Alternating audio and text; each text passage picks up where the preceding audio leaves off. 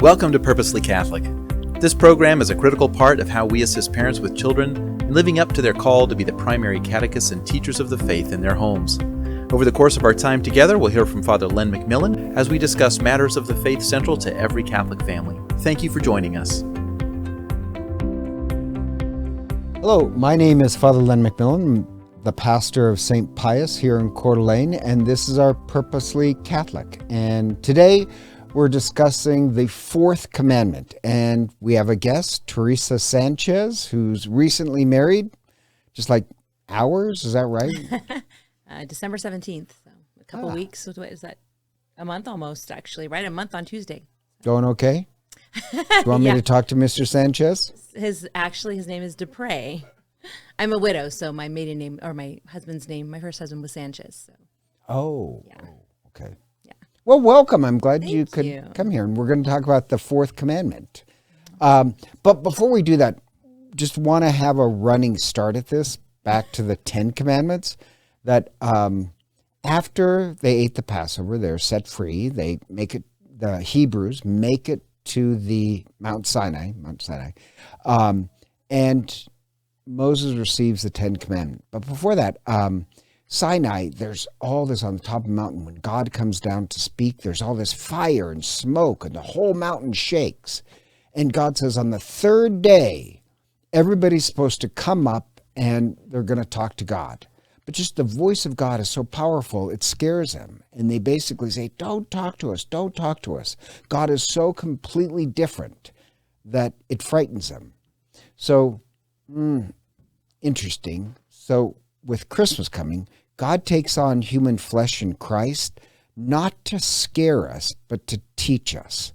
So the voice of God is so scary. And the 10 Commandments, it starts the way of basic morality and teaching them the ways of God. So eventually we can really learn from God.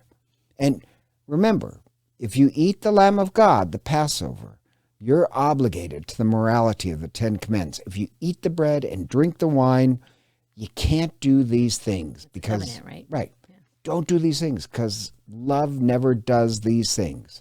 And in Exodus, you keep the 10 Commandments so that you won't fall back into slavery. So the 10 Commandments are not about you have to do this, but they're really you do this so that you won't end up losing your freedom. So it's about freedom and love.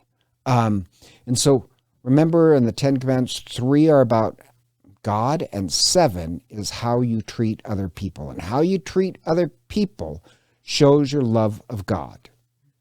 And so we have this fourth one about honoring your mother and father. And it's kind of interesting. I just want to mention this. It does drive me up a wall, but admittedly, so many things do. Because people come to confession, kids will, and they say, well, I broke the fourth commandment. I didn't obey my mother and father.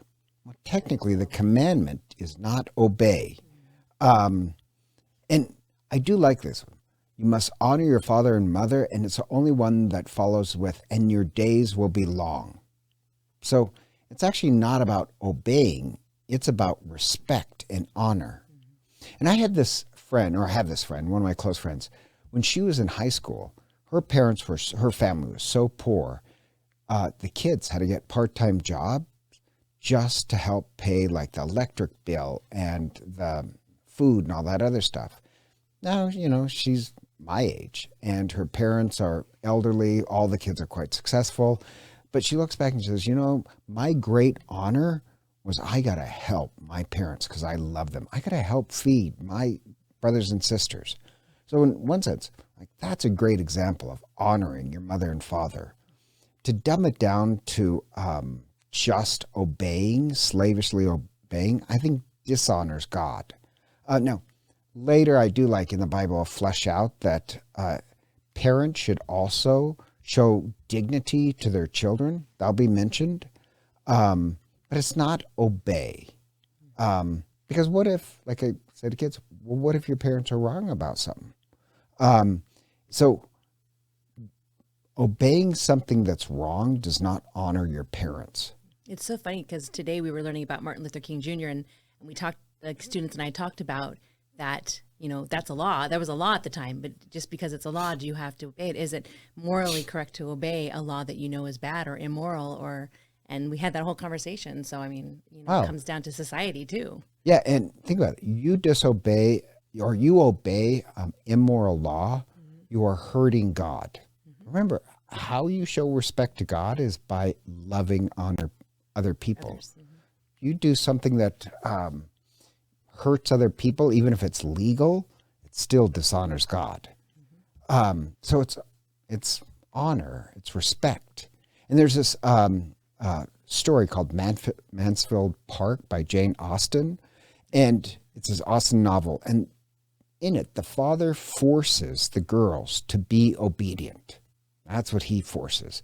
And they have the outward appearance of being very well behaved, only when the strong hand of authority is over them. But once it's removed, they do horrible things. And the father says in the book that he only wanted his girls to be good, but he only succeeded in making them good-mannered. They have the appearance of goodness, but they really dishonor. In a family where you learn to honor your parents is when we learn also, and I personally think this is the key to this commandment. You learn to honor your parents. You also learn to honor and respect other people. If we only teach our children to blindly be obedient, then we've only taught them to appear good-mannered. But once authority is removed, they can do horrible things when they're not being watched. So I really overemphasize this. What the fourth commandment is about respecting your parents. And the accent, I want to say, is on the word respect. You learn how to respect your parents. You learn how to respect other people. And I had this wedding once. It was just an awful wedding. And you know why it was an awful wedding? Because some of the family brought their kids. And their kids were so disruptive during the wedding. They were running around, they were screaming. And it'd be one thing if they were toddlers, but they were second and third graders. And at one point, one of the guests asked them, okay, you have to behave. You ruined this wedding's vows because, now, I'm not a parent, but don't you think second and third graders should learn to be Definitely quiet during a wedding? But they were just obnoxious. And you know who I blame? I don't blame the kids. I blame the parents. Parents never taught their kids how to socialize. And so these second and third graders were running around and they were selfish and self-centered and they ruined somebody else's wedding and they didn't really even seem to care because they didn't know how to show respect. And their parents did ask them to be quiet, but they have no respect for their parents. Well, there's no consequences. No consequences. Yeah. They don't know, they can't work in a group. All they can do is think about themselves. Now, that to me is not just a story about a wedding gone wrong. That's a story about the fourth commandment and what it means to be loving and a human being. And I may have mentioned this, but in the Old Testament, there's 4 words for a person. So I've not in this talk, but I've heard you say it at one of your homilies. Yes. So the first one is earthling. The word Adam Yes. means earthling. But that's when you only think about yourself. Then Adam has his side split, dies for self-sacrifice love, and then community is born. And then that's the first time God uses the word human. So technically in Hebrew, the word for a human being is somebody who lives in relationship with other people. So there is no such thing as a singular human being. That's an earthling. So these children who are disruptive, it sounds kind of strange. They were earthlings, but they weren't human beings. They were never taught how to show respect to greater people. And if parents can't teach their kids to respect, their children to respect those who feed them and clothe them and house them and secure them, if you can't do that for your own parents, those kids aren't going to honor other people or their community. They're just going to be these earthlings that only think about themselves. Well, the family's the domestic church, right? So, and we always tell parents, you're the primary educators of your children. It starts with you. Right. And yeah, if your children are talking back to you and calling you names or just ignoring you and not listening to you, well, yeah, you're teaching them that that's okay if there's no consequence, if there's no. And the larger consequences, I think it actually destroys society. Because this sounds strange. I do love Confucius. I know this is going to sound strange, but Confucius makes this really good point in his ethics that a child honoring his parents builds up all society. And I really do believe that. That's why I think God gave that command. Yeah. You learn to honor them, you honor other people. Versus the Roman Empire that really stopped honoring parents and turned into this society of it's all about me. Or Pericles, the great Greek leader, Pericles gives this great speech to his people where he says, look what came before us. Look what our forefathers sacrificed for us and what we're going to hand on to the next generation. So we honor and respect those generations that came before us by sacrificing for our children. And our children will learn to respect. So, yeah, I think this command, actually, personally, I don't think it's limited to the nuclear family of just mom and dad, because the nuclear family is a 1950 invention.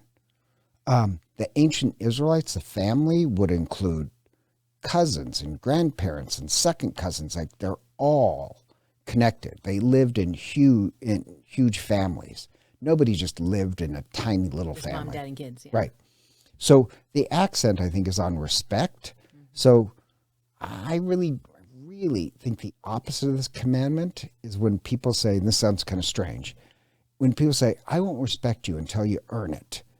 I don't like that, because that's a me. Well, our faith is respect all life. From, Right. Respect. Conception to natural death. And I started early respecting my parents, because that's what love does. My parents didn't have to earn my respect. They have it because I'm part of a society. The wedding, going back to the wedding, that couple didn't have to earn those second and third graders' respect. It should have showed up.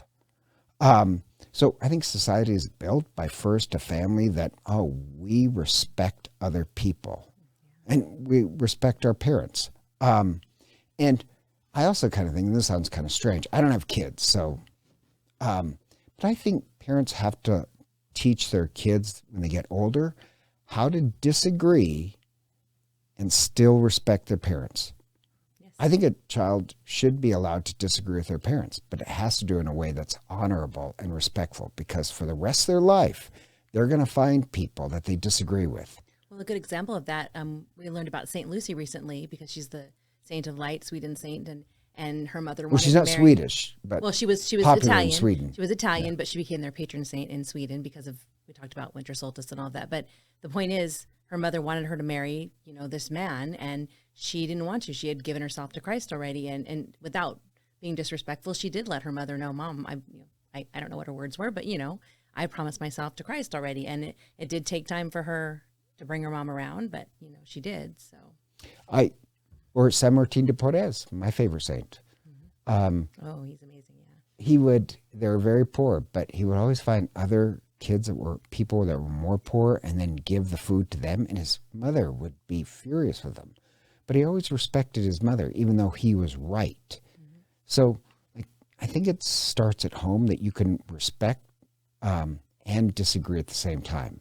What I can't stand is kids that, when you disagree with your parents, you throw a temper tantrum. Use your words.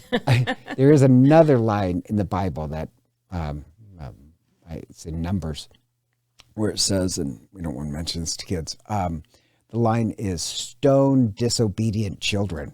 Ooh. So some friends of mine, they had 8 kids in their family. I'm very, very close to them, but they were having a family reunion and they wanted to get T-shirts. And I said, use the Numbers quote, stone disobedient I love children. But really, it's just about,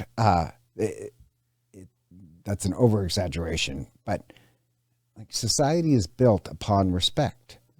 And it starts at home, where we respect other people. So for me, when you're driving around town here and you see sometimes some bumper stickers that promote disrespect of politicians, I could disagree with that politician's political position, but wow, you put that on a bumper sticker. Did you not learn at home to respect your parents and then respect other people? Or I see it with California too. You see these bumper stickers that insult Californians. To disregard and disrespect people, I think at its root, you never learned it when you're a kid. So it all starts by really teaching them to respect life and other people. And the person who gave you life is your parents. So you first learn to respect your parents, and then that's a skill that you take to society. So really the fourth commandment, in my opinion, is this huge intergenerational gift. And it goes back to, well, God wants us to be free and loving. If you can't learn how to respect those who gave you life and feed you, how are you going to respect God or later on in life, other people you disagree with? Yeah. Sorry. So, oh, no, that's okay. It's my daughter calling. Oh. Anyhow, you're a parent, so I'm not really a... Yeah. No, I mean, I agree. And I think as a teacher also, we've discussed many times, parents who, you can tell the parents that, when the kid goes home and says, my teacher did this, and they say, well, what did you do? You can tell the parents that are asking children to respect their teachers. You can see that too right away. And then with my own children, that was always my thing. Well, if you come home and say, so-and-so did this, I always say, what did you do? And I always ask, what did you do before we discuss what someone else did? So it's all about, I think, taking control of your own behavior and your own actions. And you have to kind of teach your children that. And when it comes to respecting others, even if you disagree with them, you have to, you play a part in every disagreement and every problem. And that is interesting because when I was growing up, one thing I realized is that the old man doesn't want problems. And I remember he would give us these lectures that, if you come home and the teacher has had a problem with you, I will be taking the teacher's side. Mm-hmm. And he said, hey, listen, I have to learn how to get along with my boss. You have to get along with your teacher. Yeah. And that's kind of the fourth commandment. I have to learn how to get along with other people, not my teacher said something. Yeah, I just knew that would not fly with my parents. Yeah. That I had a responsibility. I like what you said. You said something earlier about, the fourth commandment. You learn to respect your parents is a way of learning to respect God. But you said something earlier that parents role model how they honor and pray and to God is really also teaching their children how to respect God. Yeah, and they're teaching them about that relationship between a father and a child too. I mean, if they're praying and talking to God and they're role modeling that relationship, that personal relationship they have with God, they're teaching their children about their relationship, but also about their relationship with God too, I think. And it's all, it's monkey see. No, I never thought about it. With kids, it's monkey see, monkey do. You can't tell them what to do. You have to show them by your actions, No, I like that connection. That, no. I'm under the fourth commandment as adult and a parent as well. Yes. I honor my father. I honor my father, God. Not only just my parents, but I honor God. We respect God and other people in this house. And you're going to learn that. I like that. And our Blessed Mother, she's our mother. And you teach them that too. We just read just recently, I think the mass we just had was when she had to look for him for 3 days. And I remember thinking, gosh, that my kid would get it. So, just how terrified that mom would be searching for her child for 3 days, and here Jesus is in the church and, didn't you know I'd be here with my father? But you see Mary as the perfect role model as a parent, and you see Joseph, also. And I think Holy Family Catholic School, obviously the Holy Family is our guide. And I think when you take the fourth commandment, it is the Holy Family. We're talking about the family. So I just think that as long as you use the Holy Family as your guide, we pray the rosary every day as a family, or the different things that you do to use the Holy Family as your guide, I think you can't go wrong. Yeah. I do think the fourth commandment is about, I don't want to say nuclear family, but I do think it's about the family. That's the cell of the body. Yeah. The family starts to fall apart then society starts to unravel. And as I said, the 10 commandments are making sure we stay free and loving. So it starts at home. Yeah, and we already, the greatest commandment of all is about love. So we already know that's that's kind of the basis of everything, right? All of the 10 Commandments. Well, thank you so much for Yeah. joining us thank right you. off your wedding. That's it for this week. So, Annette will come back with another commandment later. God bless you.